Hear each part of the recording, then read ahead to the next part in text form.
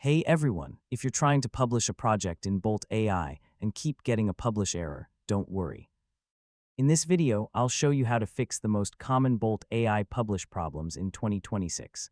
First, refresh the page and try publishing again. Temporary platform glitches can sometimes interrupt the publishing process and prevent your project from going live. Next, make sure your internet connection is stable.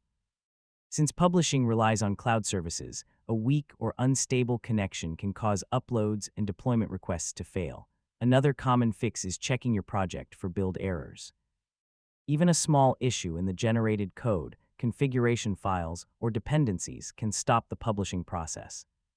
You should also verify that all project files have finished saving and syncing before you attempt to publish. Incomplete uploads can lead to publishing failures. If your project uses environment variables, API keys, or external integrations, confirm that all required settings have been configured correctly.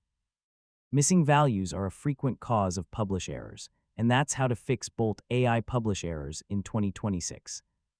In most cases, checking project settings, reviewing logs, verifying integrations, and ensuring all files are synced properly will solve the problem. Thanks for watching, and I'll see you in the next tutorial.